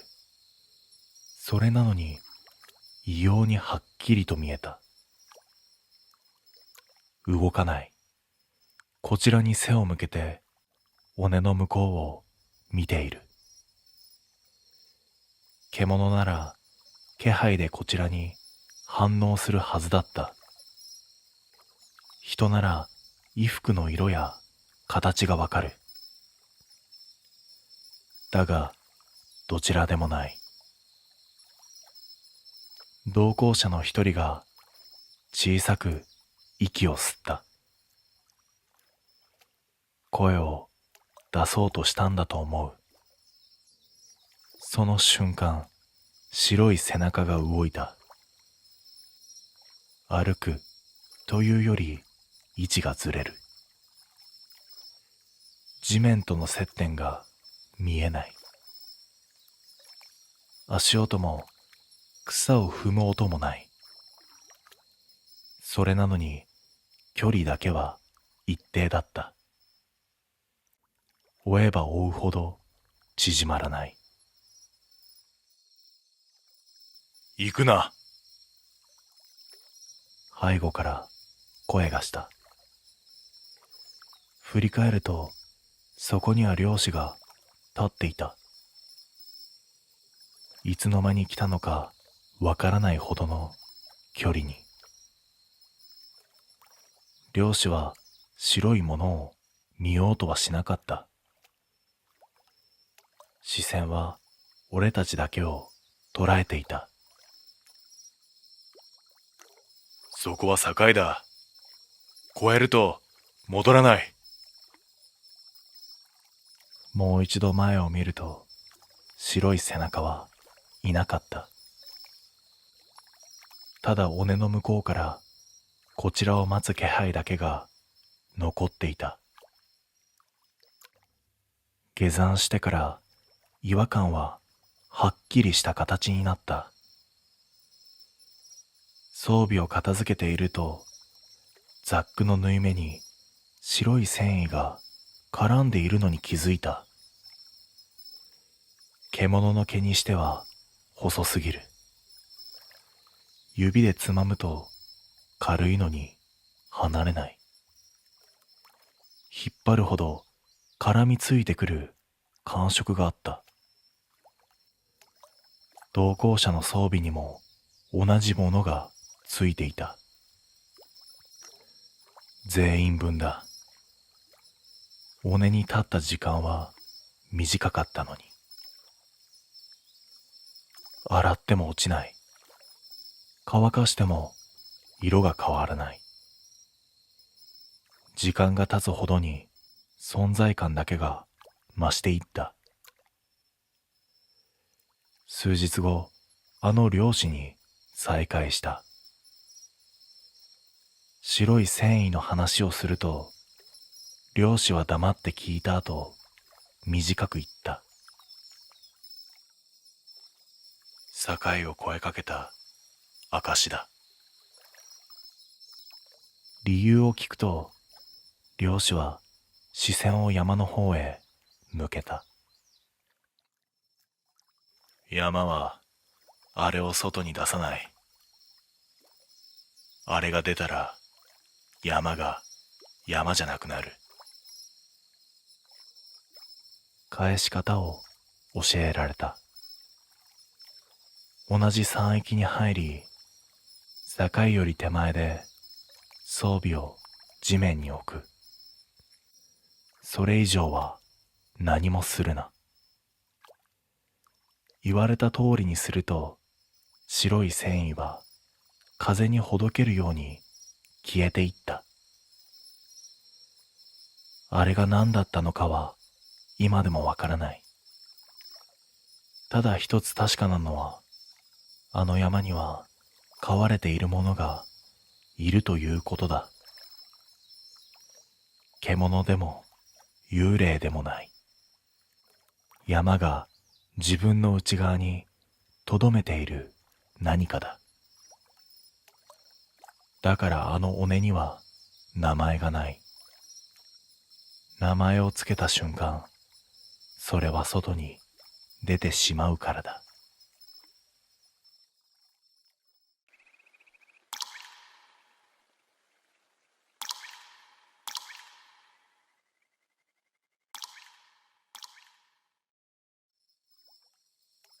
金のない夏だった。本当は遊園地へ行くつもりだったのに、俺、ゆうやの金遣いの荒さと、マキに借りた金を返していないことが理由で、結局、安く遊べる場所として山へ向かうことになった。登山道に近づくほど空気は重く、セミの声だけが遠くで痩せたように響いていた。舗装の切れた場所からは湿った土の匂いが濃く上がってくる。山へ入ってすぐ、マキが不意に立ち止まった。理由は言わない。けれど、どこか入りたくないという感情だけが伝わってくるようだった。ゆうやは気づかず、せっかく来たし、散歩くらいはしようぜ。と、歩幅を大きくして進んだ。マキは仕方なく後を追った。森の中は異様に静かだった。二人の足音だけが重たく響き、木々が作る影が妙に濃く見える。最初の異変は斜面の途中で起きた。マキの首筋がふっとこわばり、何かに見られている感覚。ゆうやも同じ瞬間に振り返った。斜面の上、木の隙間、濁った光の先に一人の男が立っていた。背筋を伸ばしたまま動かない。顔は影に沈み、表情は読めない。ただそこにいるという事実だけが濃かった。ゆうやが険しい顔で斜面に近づく。だがそこへ着いた時にはもう男の姿は消えていた。土の表面に一歩だけ後ろへ引いたような跡だけが残っていた。もうやめようぜ。帰ろう。とゆうやは低くそう言った。落ち着いているように見えて声がわずかに震えていた。だがマキは一瞬だけ帰りたくないという表情を浮かべた。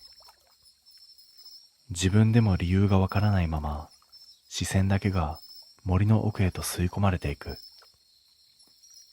その違和感が空気より先に二人の間に落ちた。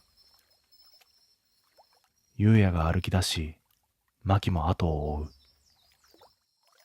数分経ったその時だった。マキの背中にじっとり張り付くような気配が触れたんだ。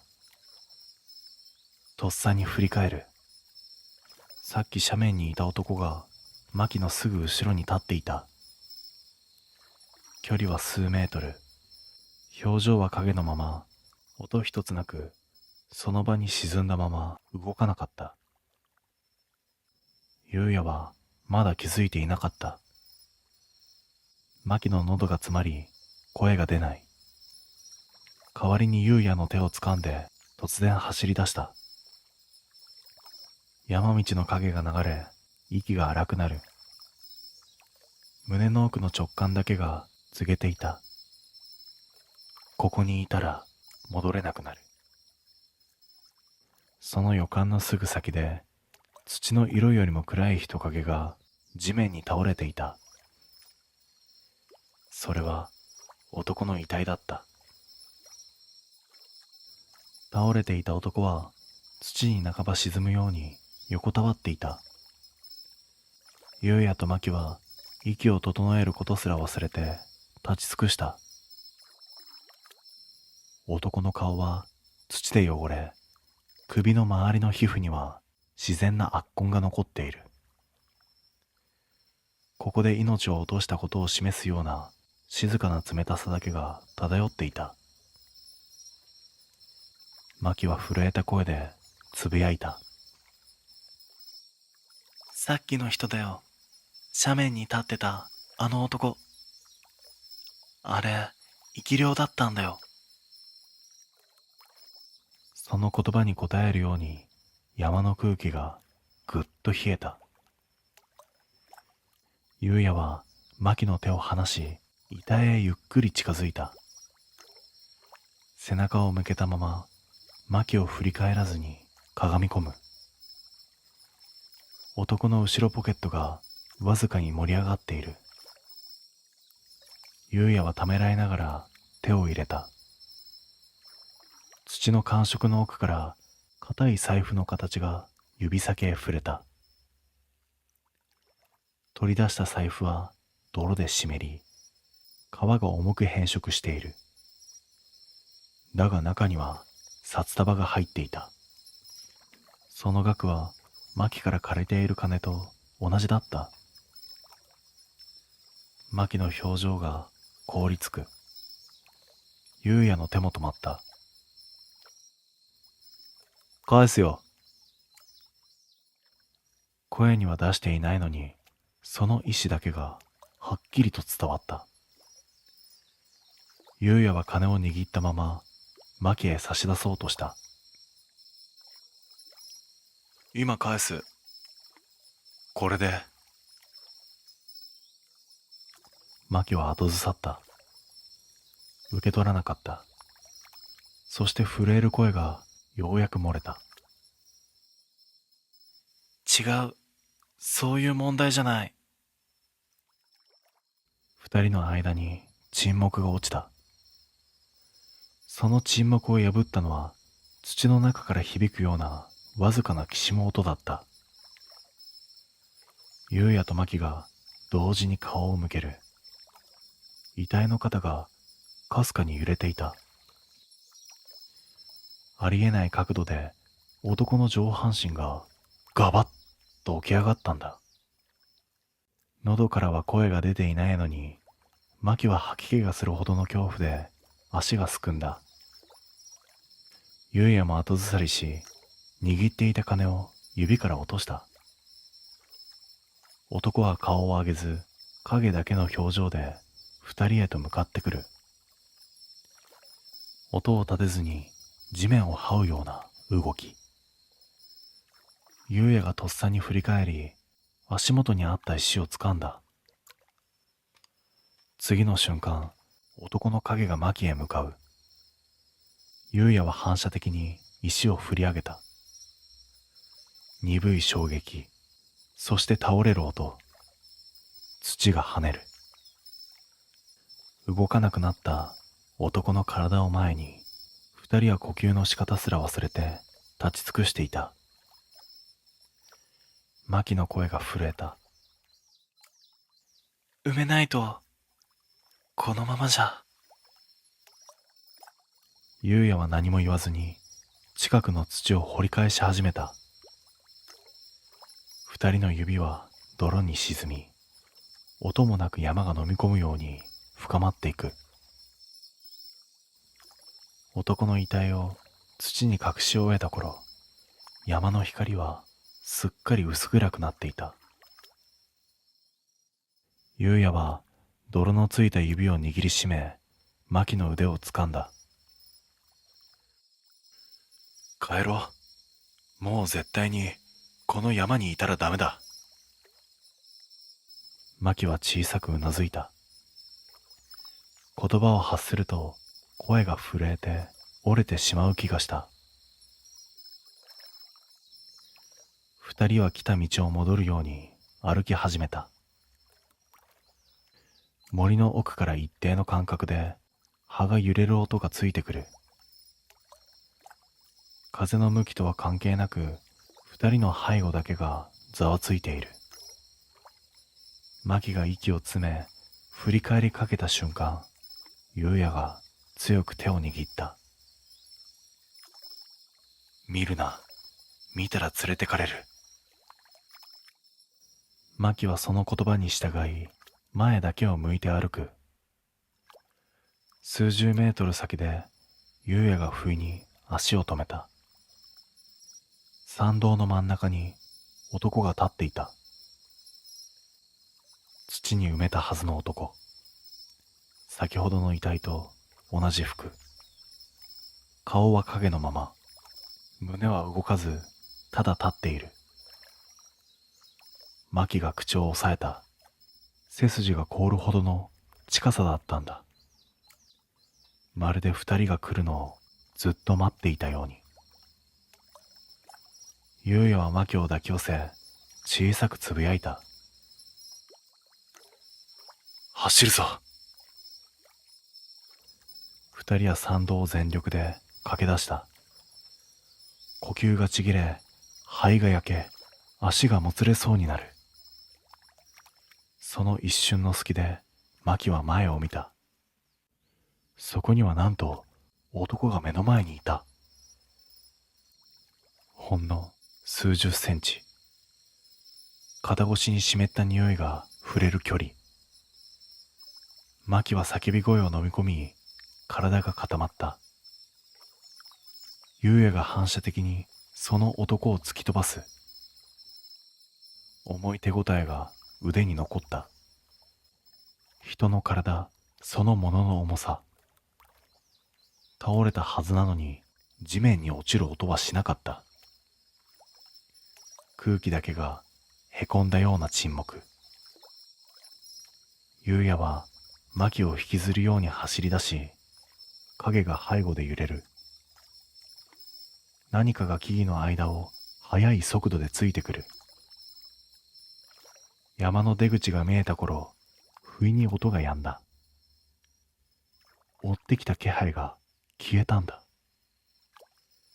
ユウヤとマキは転げるように山を降り、そのまま車へ戻った。二人は口を開けず、ただ家へ帰ることだけを考えていた。だが翌日、ユウヤは仕事へ向かう前に自分のバッグを開いて固まった。そこの布が湿っていたんだ。泥がついていた。そしてその泥の中央に昨日遺体のポケットから抜いたはずのあの財布が入っていた。濡れたまま土の匂いを放ちながら。ユウヤは震える手でバッグを閉じた。その瞬間、玄関の外のコンクリートに濡れた足跡が一つだけ残っていた。指の角度、深さ、そして歩幅。それは山に倒れていた男の足跡と同じだった。誰かが戻ってきたのではない。ずっとついてきていたんだ。それ以来ユウヤの家の前には夜になると必ずその片足だけの足跡が残るようになったそうだ。